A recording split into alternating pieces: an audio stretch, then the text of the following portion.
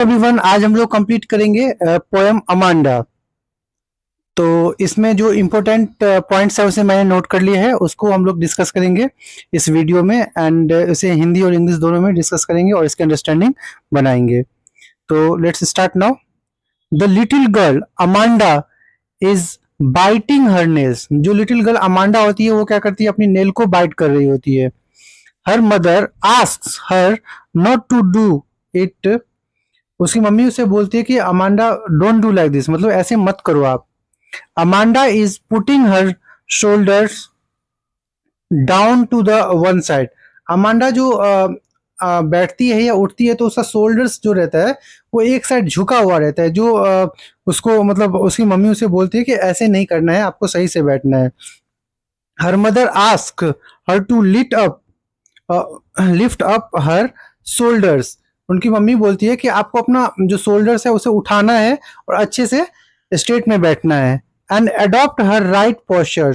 और उसे बताती है कि आप अपना जो राइट पोस्चर है उसको आप कैसे मेंटेन करोगी।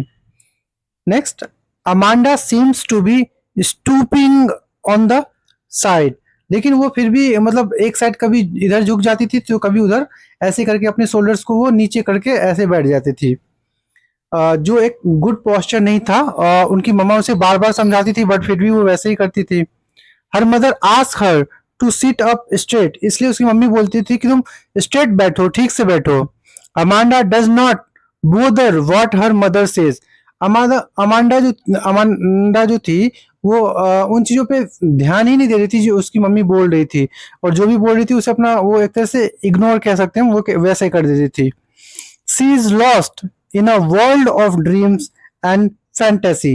मतलब वो एक तरह से ड्रीमी वर्ल्ड में रहती थी। एंड फैंटेसी मतलब काल्पनिक, जैसे हम इमेजिनेशन बोलते हैं, काल्पनिक जिंदगी वो अपना जी रही थी। उसको ये नहीं पता था कि क्या हो रहा है मेरे आगे पीछे, बस वो अपने में ही मस्त रहती थी।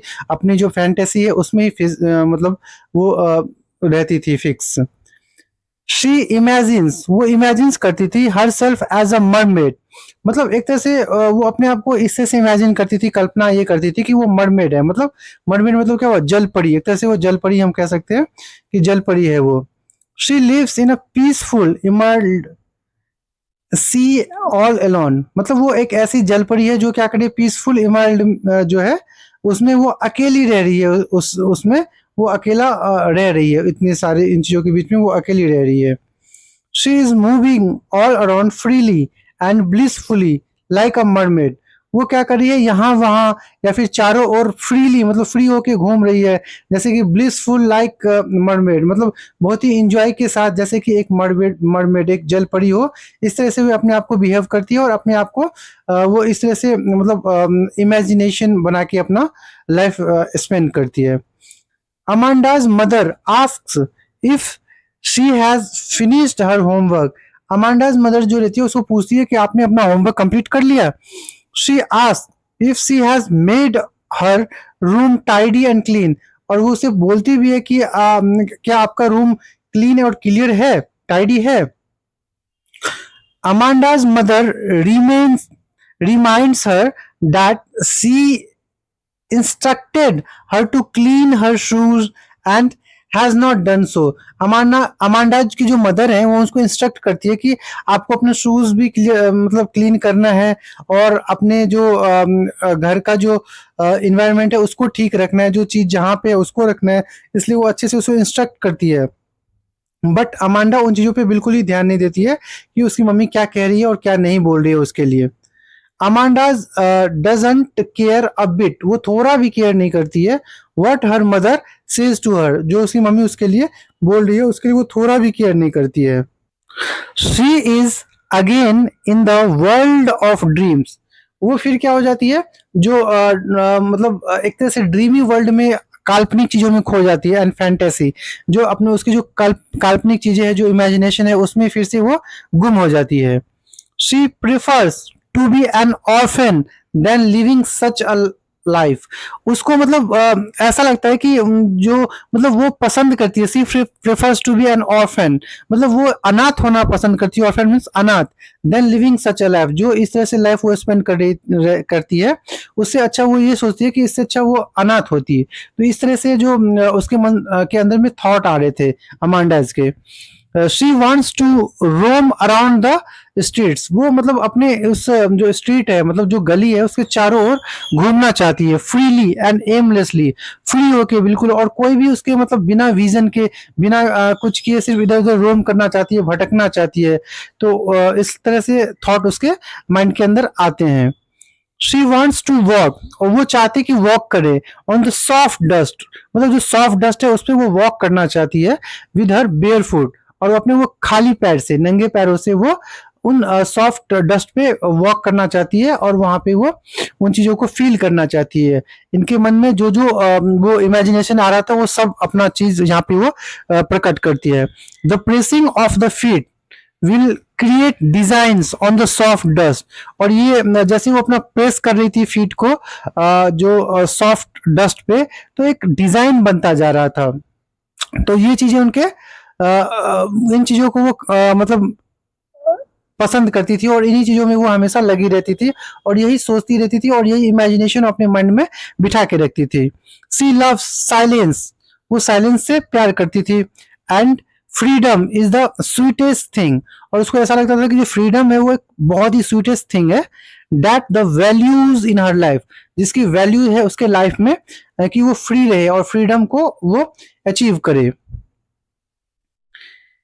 Next, again Amanda's mother stops her from eating chocolate, और जैसे वो चॉकलेट खाती है तो उसकी अमांडाज की जो मदर होती है उसको रोकती है कि इतना चॉकलेट मत खाओ, और वो आपके हेल्थ के लिए अच्छा नहीं होगा, और फिर उसे वहां पे वो अगेन एक तरह से हम कह सकते हैं रोकती है और उसे टोकती है इन चीजों के लिए।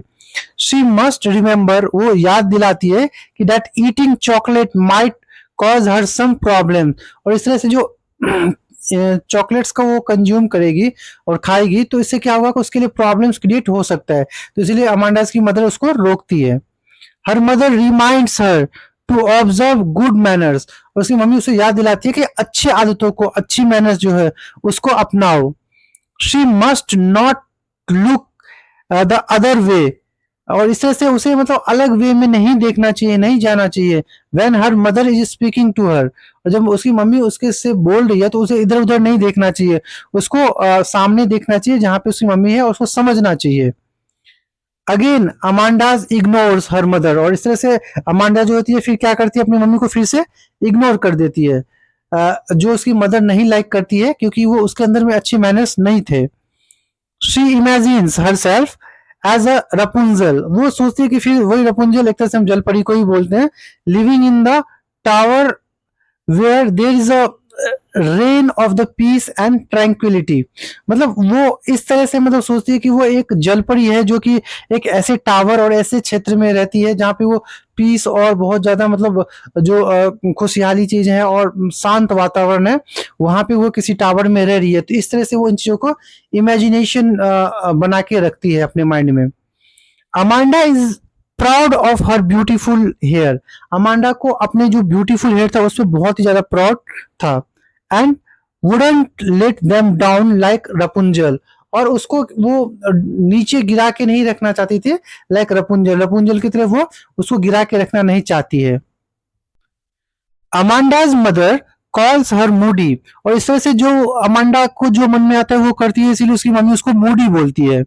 शी आस्क हर, वो उससे पूछती है to stop being sulky and unhappy at once, मतलब इस तरह से जो तुम बन रही हो, सल्की बनती जा रही हो और अनहैप्पी बनती जा रही हो, जो हमेशा दुखी रहती हो तुम, सल्की मीन्स दुखी रहना, और अनहैप्पी मतलब खुश नहीं रहती हो, उसको बंद करो और अच्छे हैबिट्स को अपने अंदर में बिठाओ जिससे कि तुम अपनी लाइफ में ग्रो कर सकती हो। इफ सी रिमेन्स अनहैप्पी, अगर वो इस तरह से अनहैप्पी रहेगी तो पीपल विल थिंक, तो लोग क्या सोचेंगे, that her mother has been nagging her, मतलब उसकी मम्मी उसको परेशान कर रही है, एक तरह से नैगिंग मतलब हम वो कह सकते हैं, या फिर उसको फोर्स कर रही है किसी वजह से, मतलब वो उसको पसंद नहीं करती इस वजह से ऐसे कर रही है। लेकिन अमांडा की जो मदर है वो इसलिए करती है कि जिससे कि अमांडा के अंदर जो बैड हैबिट्स हैं उसको वो अच्छे से फुलफिल करे और अपने लाइफ में ग्रो हो, जिससे कि वो अपने लाइफ में कुछ अचीव करे और अपनी लाइफ को ग्रो अप ले जा सके। तो इस तरह से हमने ये चैप्टर कंप्लीट कर लिया है, और इससे पहले भी जो भी इम्पोर्टेंट पोएम्स हैं उसके सारे चैप्टर कंप्लीट हो चुके हैं, सारे पोएम कंप्लीट हो चुके हैं। और आपके बहुत सारे लिटरेचर के जो चैप्टर्स है उसे भी हमने कवर कर लिया है। तो वो जो भी इम्पोर्टेंट पॉइंट्स जो यहाँ पे कवर किया जा रहा है इसे आप अच्छे से कवर कर सकते हो एक बार दो बार, जब तक कि आपका कॉन्सेप्ट क्लियर नहीं हो आप अच्छे से समझ सकते हो और क्लियर कर सकते हो। क्योंकि आपके एग्जाम में एज इट इज आप देखोगे कि बहुत सारे क्वेश्चंस आपके यहाँ से ही मिलेंगे। क्यों? क्योंकि वो सारे पॉइंट्स यहाँ पे कवर किए गए हैं। क्योंकि पोम तो होता छोटा है बट उसका एक्सप्लेनेशन और अंडरस्टैंडिंग बहुत ही इंपॉर्टेंट होता है। तो इस तरह से आप इन चीजों को ऑब्जर्व करो और फिर अपने एग्जाम में फोकस करो, क्योंकि ये सारे ही चैप्टर्स बहुत ही ज्यादा इंपॉर्टेंट है। और अमांडाज का चैप्टर तो one of the most important chapter है आपके हाफ ईयरली के पॉइंट ऑफ व्यू से, प्री बोर्ड एंड बोर्ड के पॉइंट ऑफ व्यू से। तो इस तरह से आपको इन्हें कवर करना है, और फिर मिलते हैं नेक्स्ट वीडियो में।